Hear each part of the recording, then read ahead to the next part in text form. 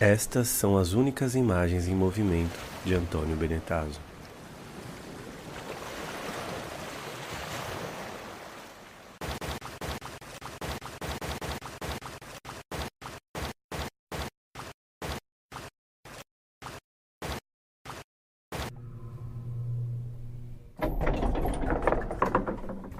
Um desenho e colagem.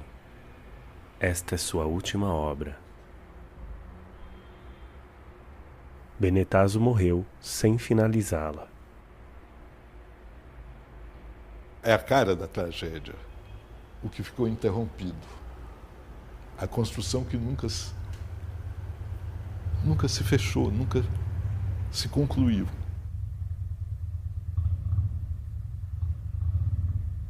Segundo a versão da ditadura, ele foi atropelado por um caminhão no bairro do Brás, em São Paulo. De acordo com os jornais, o artista tentava escapar do cerco policial planejado para surpreendê-lo, junto a integrantes do MOLIPO, Movimento de Libertação Popular. Movimento de Libertação. Movimento.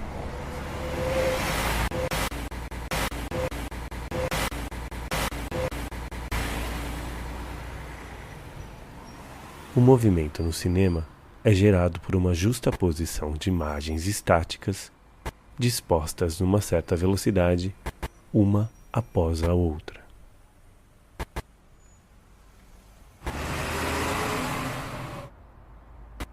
No meio de cada imagem, um intervalo ínfimo. No meio de cada imagem, uma não-imagem, o vazio. O espaço-tempo sem sentido que é, no entanto, a grande máquina geradora de sentido. O sentido do movimento. Os 17 segundos das únicas imagens em movimento de Benetazo são, na verdade, compostos por cerca de 400 imagens estáticas justapostas.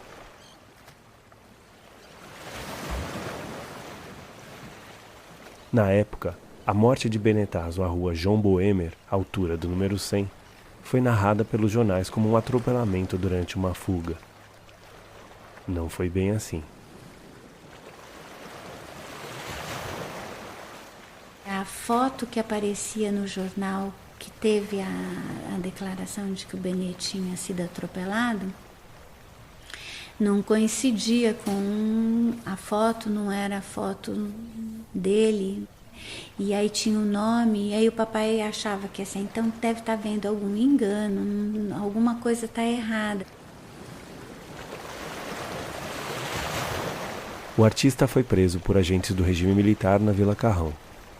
Investigadores ficaram de campana e o surpreenderam no dia 27 de outubro de 1972, na casa onde mantinha um mimeógrafo para imprimir o jornal Imprensa Popular. 3 dias depois, Benetazo foi morto num sítio em Parelheiros, cercado por Mata Atlântica. Calabouço clandestino da ditadura. Nesse local, segundo depoimentos dos agentes do regime, ele foi atacado com uma forte pancada na cabeça. Depois, fizeram uma roda de fusca passar por cima de seu crânio. Levaram então o corpo à rua João Boemer no Brás para forjarem um atropelamento, arremessando-o às rodas de um caminhão que passava.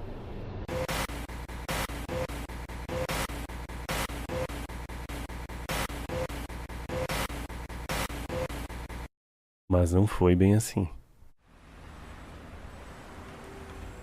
Mais recentemente, os agentes envolvidos no caso relataram que no caminho até o Brás, surpreendentemente, Benetazo acordou. O que está acontecendo? O que vocês estão fazendo comigo? Os agentes, assombrados, retornam com o carro para o sítio e matam o artista a pedradas.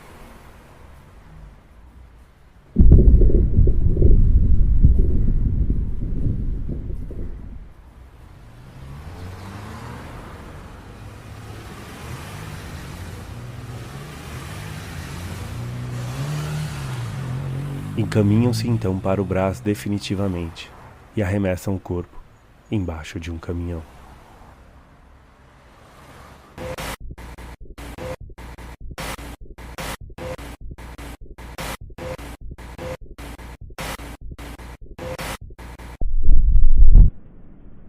Quando alguém morre por uma pedrada? Quando exatamente alguém morre por uma pedrada? Porque sempre haverá um vão, um intervalo. Sempre haverá um vazio ínfimo entre a pele e a pedra. A rigor, nenhum objeto toca realmente o outro. Ninguém consegue tocar realmente em outro alguém. Entre os átomos, existe um vazio infinito.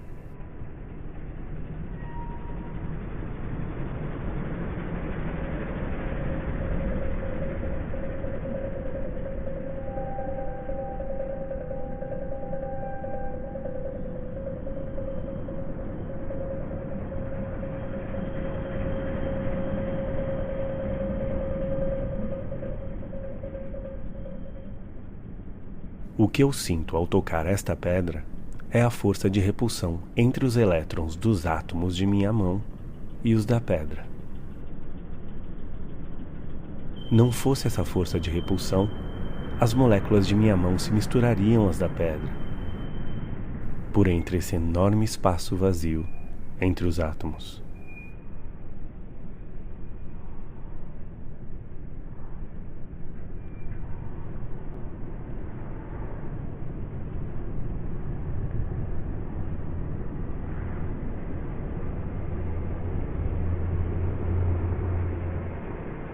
Quando ele foi pego, eu tinha um ponto com ele e ele não apareceu. E nós tínhamos um código que era o seguinte, que se a gente não encontrasse naquele lugar, 15 minutos depois a gente iria para um outro ponto. Quando ele não apareceu no primeiro, eu falei, aconteceu alguma coisa, mas fui para o segundo ponto.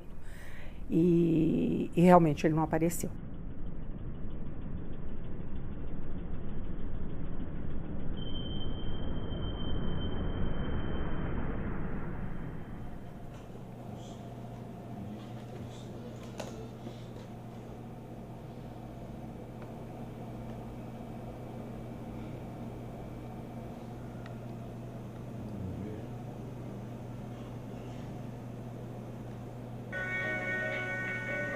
Aqui.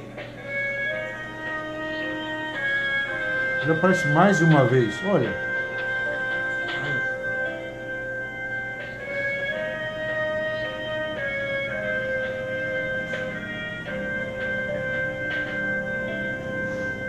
Aqui.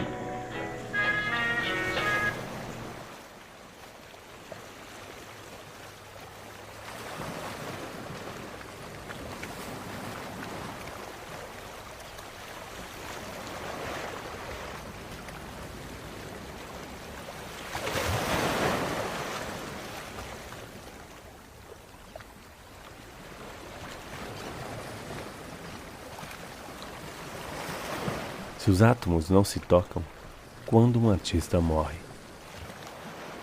Sob a roda de um caminhão, sob a roda de um fusca, sob a pressão craniana causada por uma pedra,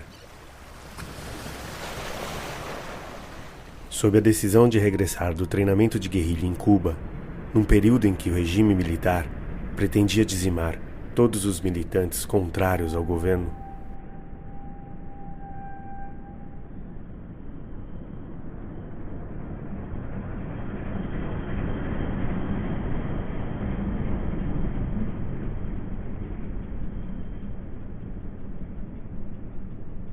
uma pergunta que eu me faço, que eu não entendo até hoje, por que eles voltaram para São Paulo? Porque a gente sabia, a gente falava muito nisso, que São Paulo estava todo infiltrado. Por quê?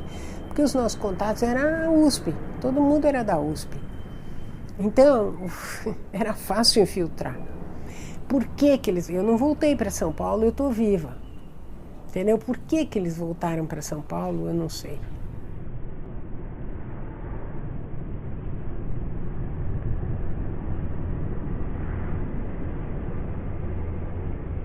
Ele encontrou um cidadão de Mogi, que depois ele falou para todos os amigos, né, que ele encontrou o Benetaz aqui em São Paulo. Aí esse cidadão falou para ele, olha, já está tudo perdido, não tem mais ninguém, você vai acabar sendo morto, né? Aí ele respondeu, para mim, até o ponto que eu cheguei, não tem retorno. Né? Essa coerência, não estou falando porque é valentia, não, era coerência política.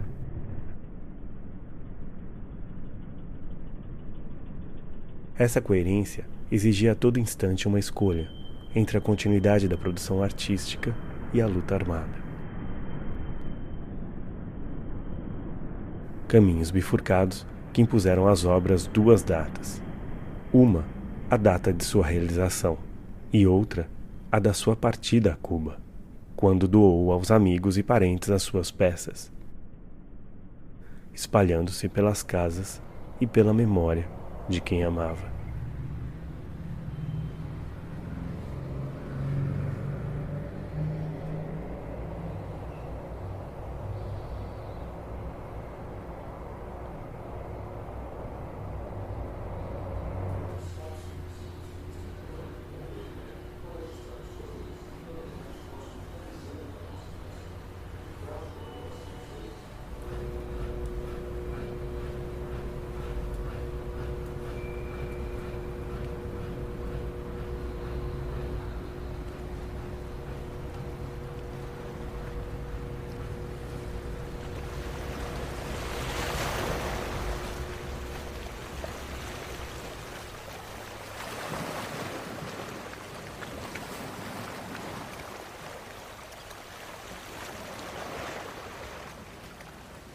Mudamos para Caraguá, onde meu pai montou uma sorveteria, uma pizzaria. E no começo meu irmão era mão de obra mesmo. Inclusive ele atrasou a própria escolaridade em função disso. Ele foi retomar a escola, já ele deve ter feito o primário, o começo do ginásio, depois com uns 2, 3 anos sem estudar. E depois é que ele voltou no ginásio lá em Caraguá, onde ele fundou o Grêmio.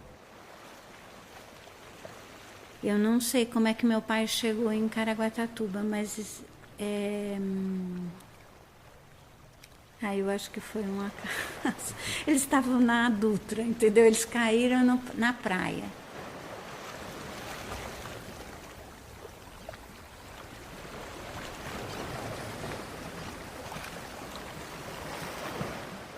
A irmã de Antônio nos levou até a casa onde moravam na adolescência em Caraguatatuba.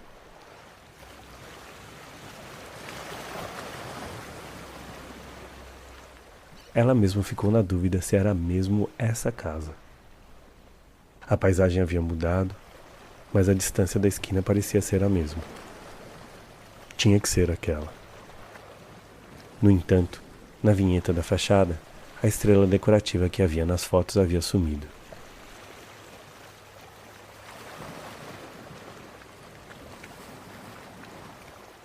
Havia uma estrela que aparecia no painel publicitário do edifício da frente. Mas não era essa.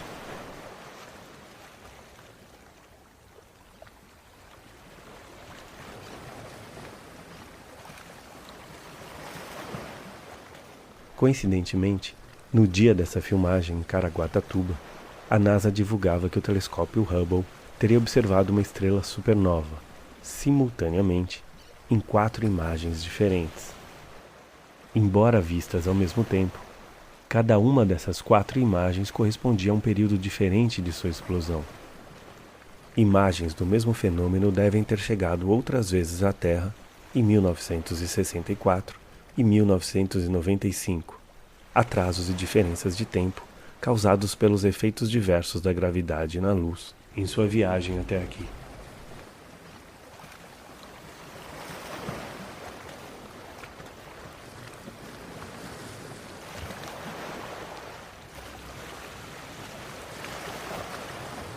Mais tarde, contorcendo-nos, conseguimos ver a estrela por detrás do painel de letreiros. Era um vão estreito. As lentes não davam conta para produzir uma imagem. melhor vocês acreditarem.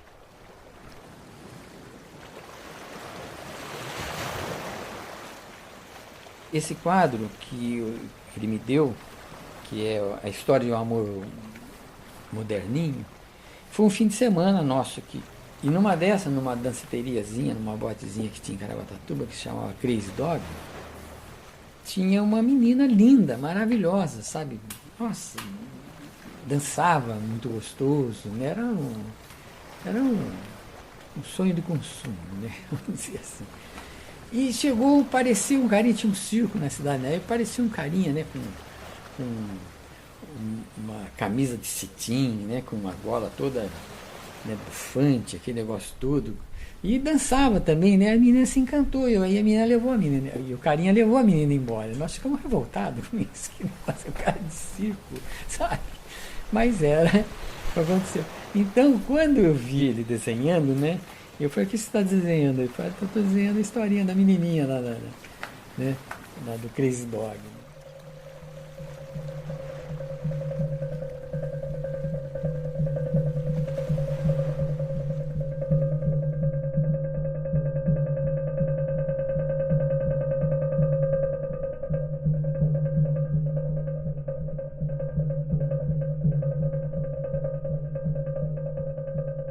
Não parece ser o tempo, e sim o espaço. Não são os momentos. São os lugares em que uma fissura, um intervalo se abre e tudo ali muda, num ínfimo imensurável.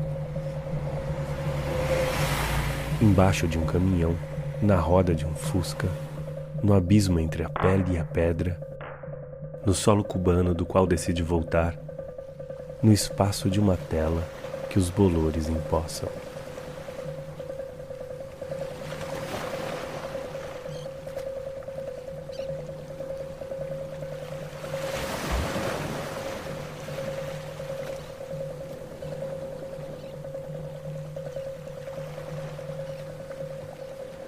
No número 100 da rua João Boemer, onde os agentes forjaram atropelamento de caminhão, o quarteirão foi recentemente demolido para a construção de um templo religioso.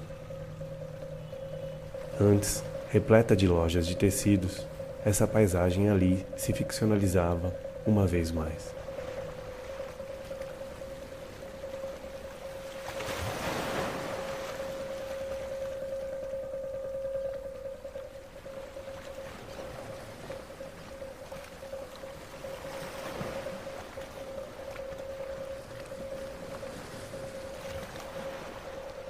Quando um artista morre, é quando os elétrons das moléculas de uma pedra exercem tamanha pressão que o seu cérebro já não mais resiste?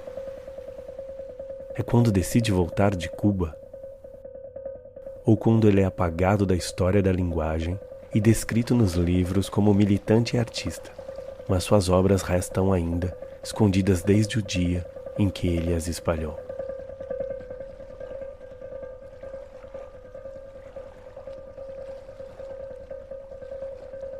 Em casa não tinha nada para ele pintar, isso aí era um pilão. E eu demorei muito para colocar esse quadro na parede. Foi o último quadro que ele fez, tanto é que está inacabado. Ele não tinha tinta, ele não tinha pincel, ele não tinha nada. E aí, um dia eu falei para ele, quer que eu compre umas tintas para você, e uns pincéis e papel? Ele falou, eu quero. E aí eu fui, comprei as tintas, os pincéis.